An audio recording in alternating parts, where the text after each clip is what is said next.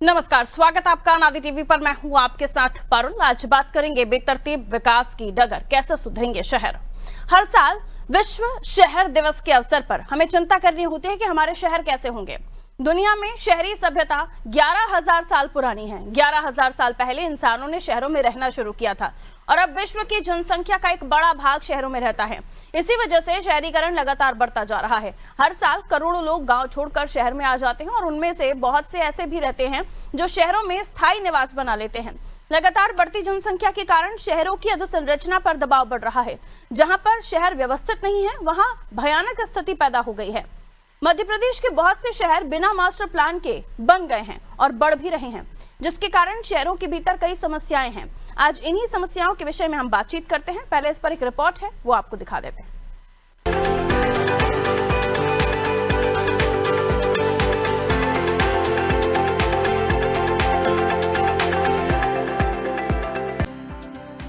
विश्व नगर दिवस पर दुनिया के सबसे व्यवस्थित नगरों की चर्चा होती है और दुनिया के सबसे व्यवस्थित नगरों में भारत का एक भी नगर शामिल नहीं है और भारत में भी मध्य प्रदेश का एक भी नगर शामिल नहीं है।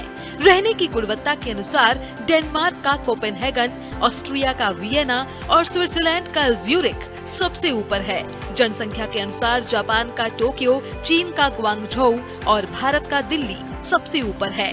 आर्थिक और बुनियादी ढांचे के अनुसार ब्रिटेन का लंदन, अमेरिका का न्यूयॉर्क और सिंगापुर सबसे ऊपर है। यानी भारत का स्थान केवल जनसंख्या की दृष्टि से है, लेकिन उसके अलावा बाकी सूचकांक में भारत के नगर बहुत पीछे हैं और उसमें भी मध्य प्रदेश के नगरों की स्थिति तो सबसे ज्यादा खराब है। मध्य प्रदेश में भोपाल, इंदौर, जबलपुर जैसे शहरों के मास्टर प्लान वर्षों से लटके हुए हैं। ग्वालियर में मास्टर प्लान लागू है, लेकिन 1 साल से उस पर कोई काम ही नहीं हो रहा। मध्य प्रदेश के शहरों की आबादी जिस तेजी से बढ़ रही है, उस तेजी से विकास का दायरा नहीं बढ़ा और न ही विकास का कोई खाका तैयार किया गया। शहरी नियोजन करने वालों को विकास के नाम पर ओवर ब्रिज बनाने और मेट्रो बनाने का शौक चढ़ गया है। जिस रूट पर कोई जरूरत नहीं, उस रूट पर भी मेट्रो बना दी जाती है। इसी तरह ओवर ब्रिज भी बनाए जाते हैं, लेकिन उनमें इंजीनियरिंग का सही इस्तेमाल नहीं किया जाता। भोपाल जैसे शहरों में कई जगह फ्लाईओवर बनाए गए, लेकिन फ्लाईओवर के बाद भी सड़क पर जाम की समस्या से मुक्ति नहीं मिली, बल्कि जहां पर फ्लाईओवर खत्म हो रहे हैं, वहां नए सिरे से जाम लगने लगे। स्थिति इतनी खराब है कि मध्य प्रदेश के 4 प्रमुख बड़े शहर बेतरतीबी से चारों तरफ फैल रहे हैं। न सही पार्किंग की व्यवस्था है, न मार्गों को सही तरीके से चौड़ा किया गया है। सर्विस रोड पूरी तरह ध्वस्त हो चुके हैं। कॉलोनी बिना नियोजन के बनाई जा रही है। कॉलोनी के पहुंच मार्ग बहुत संकरे बना रहे हैं। शहर में चारों तरफ सड़क गलियों में तब्दील होती जा रही है। दूसरी तरफ पानी की व्यवस्था नहीं है, तो पानी के निकासी की व्यवस्था भी नहीं है। ज्यादा पानी गिरने पर शहर समुद्र में तब्दील हो जाते हैं और इसके बाद प्रदूषण, खराब सड़क, गंदी बस्तियों ने शहरों की शक्ल बिगाड़ दी है। ऐसी स्थिति में शहरों का विकास एक बड़ी चुनौती बन गया है और इस चुनौती में मास्टर प्लान लटकाने वाले लोगों की तथा नियोजन को लेकर लापरवाह अधिकारियों की सबसे बड़ी भूमिका है।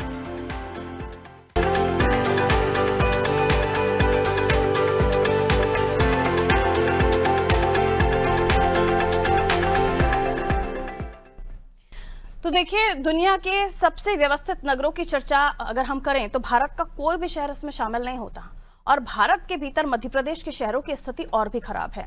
अब देखिए, रहने की गुणवत्ता में अगर हम बाकी देशों के शहरों की बात करें तो कोपेनहेगन, वियना, ज्यूरिख शीर्ष पर हैं, लेकिन भारत का कोई भी शहर इस सूची में नहीं है। ये सबसे चिंतनीय है। आबादी बढ़ रही है, लोग शहरों की तरफ बढ़ रहे हैं। शहरों में भी लोगों के रहने के लिए फिर आप देखिए जंगलों को काटकर वहां पे बस्तियां, कॉलोनियां काट दी जाती हैं, तो ये अव्यवस्थाएं हो जाती हैं। फिर उसके बावजूद भी आप रह रहे हैं तो उसके बावजूद भी बहुत सारी व्यवस्थाएं होती है। सिर्फ घर बना के रहना नहीं होता है, उसके अलावा भी बहुत सारी मूलभूत सुविधाएं होती हैं और उन मूलभूत सुविधाओं को देते देते हम कई बार प्रकृति को अनदेखा कर देते हैं, जिसकी वजह से बहुत सारे ऐसे मामले भी सामने आते हैं। लेकिन उन मूलभूत सुविधाओं को भी इतना नहीं दिया जा रहा है कि हम जब शीर्ष के शहरों की बात कर रहे हैं तो वहां पर हम कहीं किसी स्थान पर पाए जाएं।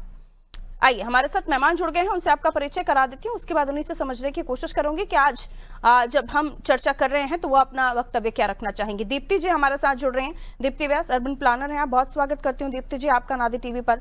रहने की गुणवत्ता के पैमाने पर भारत पिछड़ रहा है, इस पर आपकी चिंता क्या है? और आज के दिन जब हम चर्चा कर रहे हैं तो क्या ये संकेत है कि हमारे शहर सिर्फ निर्माण कर रहे हैं, विकास नहीं? जी बिल्कुल, आपने सही बात को पॉइंट आउट किया है कि जी। हम निर्माण कर रहे हैं और विकास उतना नहीं हो रहा है। विकास की जब अपन बात करना चाहते हैं तो ये है कि विकास सर्वांगीण होता है। विकास अगर सार्वभौमिक और सर्वांगीण विकास जिसको हम कहते हैं, वो अगर होगा तो हमारे शहर लिवेबल होंगे। बहुत सारे कॉन्सेप्ट्स होते हैं, थ्योरीज होती हैं जिसमें इस बारे में बात की जाती है। बट मैं आपको एक बात बताऊं कि मास्टर प्लान बनाना, पहले हम एक बात समझ ले कि मास्टर प्लान बनाना एक डिपार्टमेंट का काम होता है जिसको हम town and country planning department कहते हैं। उसके बाद में जो इम्प्लीमेंटेशन होता है, उस इम्प्लीमेंटेशन को करने के लिए हमारे पास में हमारे डेवलपमेंट अथॉरिटीज होती है, हमारे म्युनिसिपल नगर निगम होती है, म्युनिसिपल अथॉरिटीज होती है, और जो लोकल अथॉरिटीज होती है, उनका काम होता है उस मास्टर प्लान का, जो कि मास्टर प्लान में चीजें पहले से दी हुई है उनको हम सुनियोजित तरीके से इम्प्लीमेंट करें, फेज वाइज तरीके से इम्प्लीमेंट करें। उसमें सबसे पहला काम होता है मूलभूत सुविधाओं को सबसे पहले लिया जाए, इसीलिए उन्हें मूलभूत कहा भी गया है। हमारा इंफ्रास्ट्रक्चर जरूरी है, हमारी रोड्स, नेटवर्क, ड्रेनेज। ड्रेनेज अगर प्रॉपर नहीं है तो हम फ्लडिंग महसूस कर रहे हैं आज सभी शहरों में, और सभी स्ट्रीट्स पर अपन देखते हैं कि ओवरफ्लो हो रहा है, बारिश का पानी हम समाहित नहीं कर पा रहे हैं। तो इंफ्रास्ट्रक्चर को हमें सबसे पहले, जिसको अपन मूलभूत कहते हैं, उसको सबसे पहले ध्यान देने की आवश्यकता है, जिसमें रोड नेटवर्क हमारा आता है, ड्रेनेज सिस्टम हमारा आता है, और उसके अलावा जो अपना है इलेक्ट्रिसिटी होता है। ये सब चीजें मूलभूत सुविधाओं का हिस्सा होती है। इसमें सोशल इंफ्रास्ट्रक्चर भी एक मूलभूत होता है, जिसको कि हम स्कूल्स और एजुकेशनल इंस्टीट्यूट और हेल्थ के रूप में देखते हैं। तो उनका भी एक तरीका है, उनको भी प्लान करने का एक मेथड होता है कि कितनी पॉपुलेशन पे हमें स्कूल चाहिए है, कॉलेजेस चाहिए है, यूनिवर्सिटीज चाहिए है। ये सब चीजें उसका हिस्सा होती है। मैं बिल्कुल मानती हूँ प्लानिंग हमारे प्रदेश में या दूसरे प्रदेशों से अगर तुलना करें, जैसे गुजरात अगर है, तो गुजरात के लिए कहा जाता है कि गुजरात स्टेट का जो इम्प्लीमेंटेशन वाला पार्ट है, तो वो इम्प्लीमेंटेशन और एग्जीक्यूशन जो है वो उनका काफी स्ट्रांग है। And that is why we see the development faster in few of the developed states of our country. Atul Seth ji भी हमारे साथ जुड़े हुए हैं, सिटी प्लानर हैं आप। अतुल जी, बहुत बहुत स्वागत करती हूँ आपका नादी टीवी पर। सुन पा रहे हैं आप मुझे? अतुल जी का डिवाइस शायद म्यूट है। अतुल जी देखिए, आप उस पर स्क्रीन पर क्लिक करेंगे तो आपको एक माइक का बटन दिखेगा, उसे अनम्यूट कर लीजिए।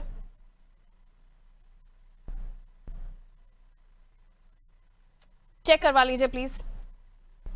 मैं वापस दीप्ति जी आप ही से सवाल लेती हूँ जब तक हम ऑडियो चेक करवा रहे हैं सेठ साहब का। हाँ जी, हाँ जी, जी आ रही है सर आपकी आवाज। अभी आपको आवाज मेरी मिल रही है?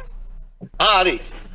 अतुल जी, आप आज के इस दिन पर क्या अपनी राय रखना चाहेंगे? क्योंकि जब शहरी नियोजन के लिहाज से हम मध्य प्रदेश के शहरों को देखते हैं तो अव्यवस्थाओं का अंबार दिखता है, और अव्यवस्थित शहर इसलिए भी कहा जा रहा है क्योंकि कई सारे कारण होते हैं। हम देखते हैं कि जो रोड बने हुए हैं लेकिन नाली निर्माण सही नहीं है। हम लगातार विकास की बात कर रहे हैं लेकिन वो विकास लोगों के लिए दुविधा बन जा रहा है। फिर चाहे मेट्रो ओवरब्रिज की हम बात करें, वो भी धंस जाते हैं कई जगहों पर। और उसके अलावा भी हम जब प्लानिंग की बात करते हैं, मास्टर प्लान की बात करते हैं, तो वहां हम अटक जाते हैं। क्या आपको लगता है कि जब अव्यवस्थाओं की बात की जाती है तो हमारे पास इस चीज का डेटा होना चाहिए?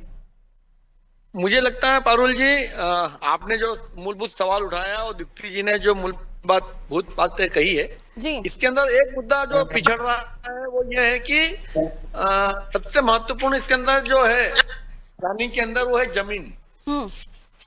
और जमीन की जब बात होती है तो पिछले 50-60 सालों में ये देश का, हम सबका दुर्भाग्य रहा कि जमीन का हमने धंधा बना दिया।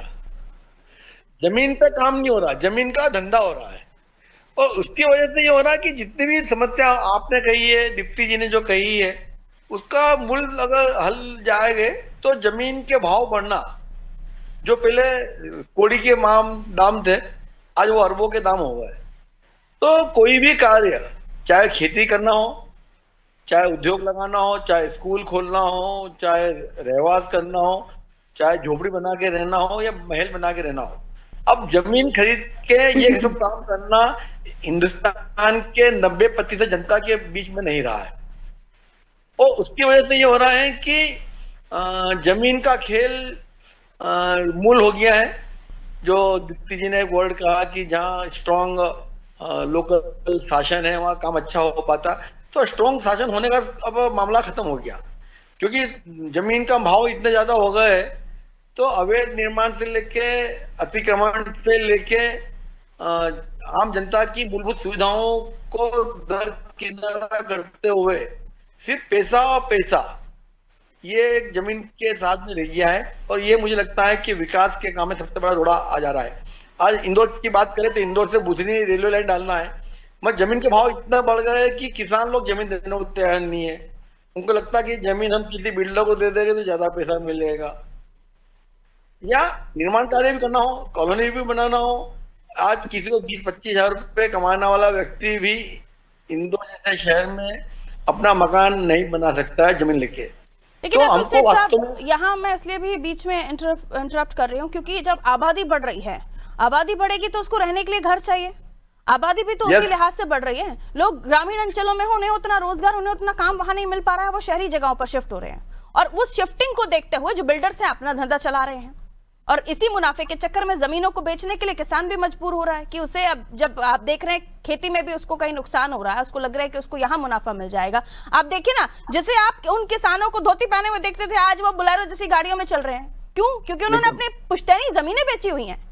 तो ये तो एक समस्या है ही। लेकिन मैं जब विकास की बात कर रही हूँ, निर्माण की बात कर रही हूँ, तो क्या वो सही निर्माण की तरफ हम बढ़ रहे हैं? क्या वो जो निर्माण हो रहे हैं वो सही तरीके से हो रहे हैं? और निर्माण की जो आपने बात कही पाहुल जी, बिल्कुल ये नया मुद्दा है। और इसके अंदर हम कह सकते हैं कि आवश्यकताओं का और जो काम हो रहा है उसमें तालमेल की बहुत कमी है। बिल्कुल। आज मूलभूत समस्या, जैसे इंदौर शहर की बात करें तो मूलभूत समस्या पीने के पानी की है। इंदौर में कहने को नर्मदा है, मगर 40% पीने के पानी की भी और भरने वाले पानी की भी है जी, दोनों है।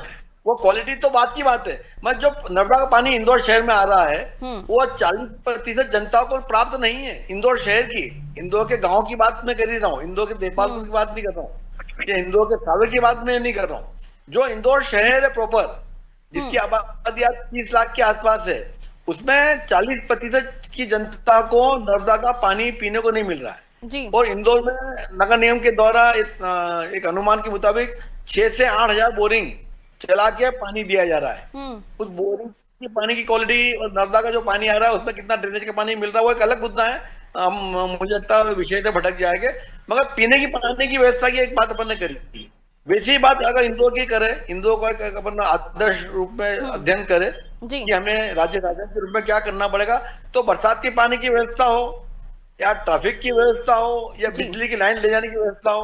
आज इंदौर की एक भी सड़क ऐसी नहीं है जहाँ पे वायरों के जाल, चाहे वो केबल टीवी के हो, चाहे बिजली के वायर के हो, चाहे टेलीफोन के हो, झूम के झूम लड़के हुए दिख रहे हैं। ये बताता है कि हमारा प्लानिंग नाम की कोई चीज बची ही नहीं है, ना कोई उसको कोई कंट्रोल करने वाला है।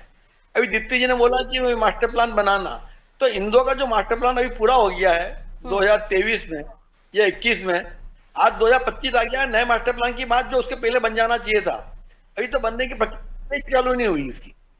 तो बनने के लिए इसका खामियाजा जनता भुगत रही है। और जो इंफ्रास्ट्रक्चर शो ऑफ है, मैं आऊंगी सेठ साहब अब आपके पास, जो इंफ्रास्ट्रक्चर शो ऑफ है जिसमें हम देख रहे हैं मेट्रो बना दीजिए, ब्रिज बना दीजिए, ये सब चीजें, उसके बावजूद भी जो ट्रैफिक व्यवस्था है वो दुरुस्त नहीं हो रही।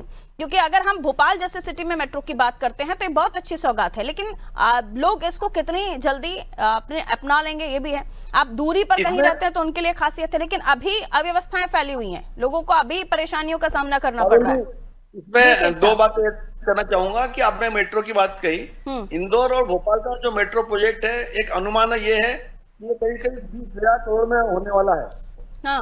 और पूरे मध्य प्रदेश के अंदर राज्य परिवहन की बात कर रहे हैं तो ये मात्र 10 से 12 हजार करोड़ में पूरे मध्य प्रदेश के अंदर राज्य परिवहन निगम बन सकता था। मगर आज इंदौर के अंदर भी परिवहन छोड़ो, पूरे मध्य प्रदेश में परिवहन नहीं है। मध्य प्रदेश के आसपास सातों राज्य जितने भी है सब में खुद का राज्य परिवहन है, चाहे आंध्र प्रदेश का हो, चाहे राजस्थान का हो, चाहे गुजरात का हो, चाहे उत्तर प्रदेश का हो, सब जगह का परिवहन उपलब्ध है। मगर इंदौर शहर का या मध्य प्रदेश का कोई राज्य परिवहन निगम नहीं है, ना वो क्या काम कर रहा है। ये भी आपकी अपनी अच्छी चिंता है। डिपार्टमेंट ही नहीं है तो डिपार्टमेंट का काम कौन देखेगा भाई?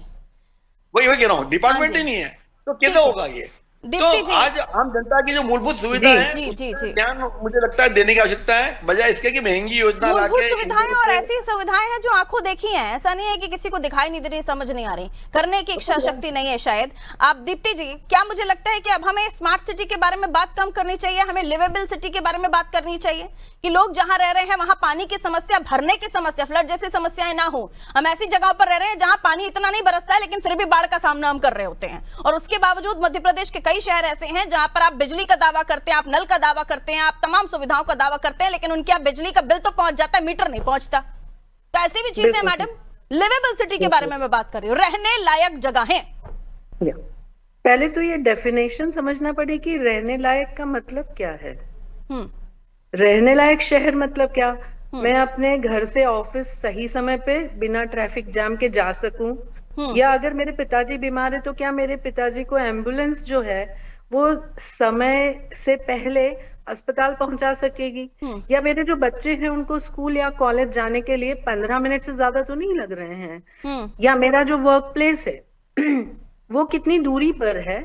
वॉकेबल सिटी, लिवेबल सिटी, ये सारी बातें हैं। हम अभी, मुझे लगता है कि हमारी जो मूलभूत चीजें हैं, देखिए क्या होता है, मान लीजिए कि हम एक शहर को अगर आप एक ह्यूमन बॉडी से कंपेयर करेंगे तो आपको समझ में आएगा कि अगर मेरे दिल में दर्द है तो मुझे कार्डियोलॉजिस्ट के पास जाना है, अगर मेरे कान में दर्द है तो मेरे को ईएनटी वाले के पास में जाना है। आप मुझे बताइए, अगर आपके शहर में दर्द है किसी भी तरह का तो आपको किसके पास जाना चाहिए? आपको किससे एडवाइस लेनी चाहिए? किसको कंसल्ट करना चाहिए? पॉलिटिशियंस को, ब्यूरोक्रेट्स को, किनको? And who is responsible for that? तो जो व्यक्ति उस पात्रता को धरता है, जिसके पास में उस चीज की एक्सपर्टीज है, जिसके पास में उस काम को करने की लायकी है, ऐसे लोगों को सामने लाने की जरूरत है, उनके सामने आने की जरूरत है। उनसे आप कंसल्टेशन करिए, उनके साथ बात करिए, और उसमें जो मूलभूत बदलाव की जरूरत है, उदाहरण के लिए हमारे यहाँ पे प्राथमिकताएं तय कौन करता है? हमारे यहाँ ये कैसे तय होता है कि हम एक वार्ड में उसको एक पायलट प्रोजेक्ट करके और नेट मीटरिंग करके हम नल जो है, मतलब जल प्रदाय जो है, उसको हम मीटरिंग करके लगा देंगे। तो क्या सिर्फ सैंपल बना देना और काम अपना बचा है, या मेरे पूरे शहर को मीटरिंग होना चाहिए? एनबीसी के नॉर्म्स बोलते हैं कि हमको 135 लीटर पर पर्सन पर डे पानी की जरूरत होती है। मेरे अपने अनुभव से मैं बता रही हूँ कि हमारे यहाँ पे जो अंडरग्राउंड टैंक है वो भर जाने के बाद में ओवरफ्लो तक होता है। ठीक है, अब इसका मतलब है कि मैंने किसी का पानी चुराया है। इसका मतलब है कि मेरे जो 40% लोग, शेख साहब ने बताया कि 40% of the population of the city itself is not getting water, but I think more than 25% of the population is getting excessive water. बिल्कुल, तो मैनेजमेंट है वो भी ठीक नहीं है। But this is, I'm not saying that this is only a planning issue. It is purely an implementation and execution issue. We are ignoring. We are not. The government is not responsible. हमारे जो सरकारी लोग होते हैं वो ये जिम्मेदारी क्यों नहीं ले पा रहे कि मेरे यहाँ पानी क्यों बहुत ज्यादा आ रहा है और मेरे भाई के यहाँ क्यों कम आ रहा है?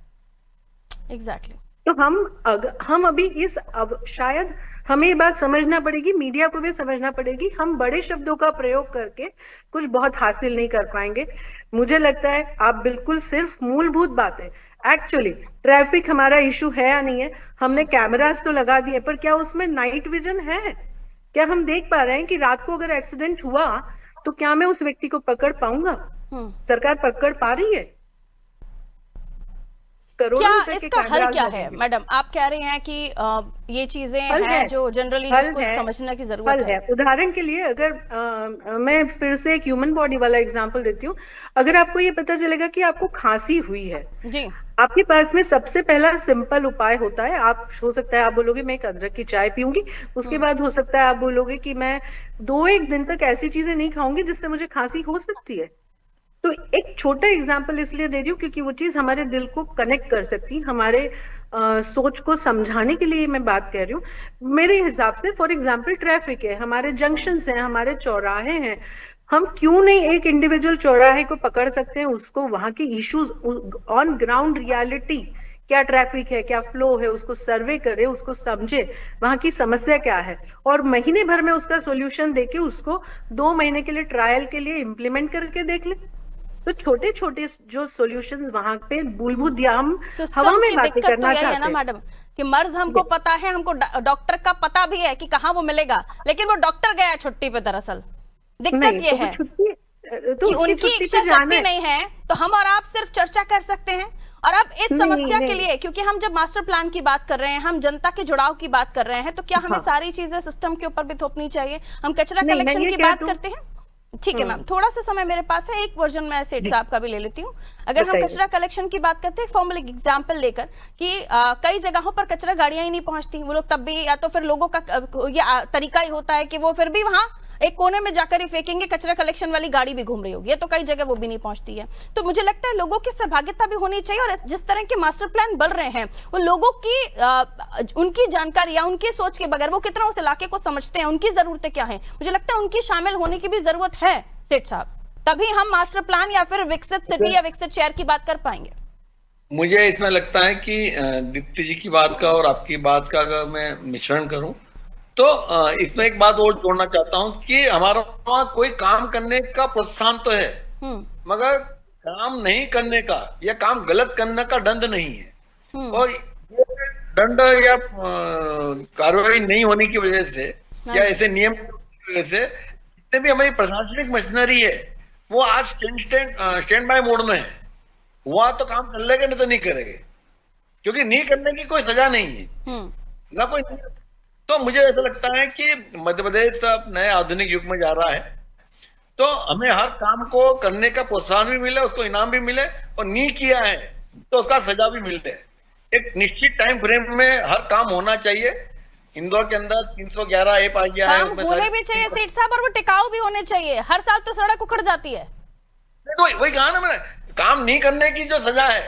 अगर मान लो कोई अंदर ये सब आ गया कि कोई गलत काम हुआ है, कोई आपने गारंटी दे है, गारंटी के पीरियड में हो गया, तो उसकी सजा किसको मिलेगी? ठेकेदार को मिलेगी।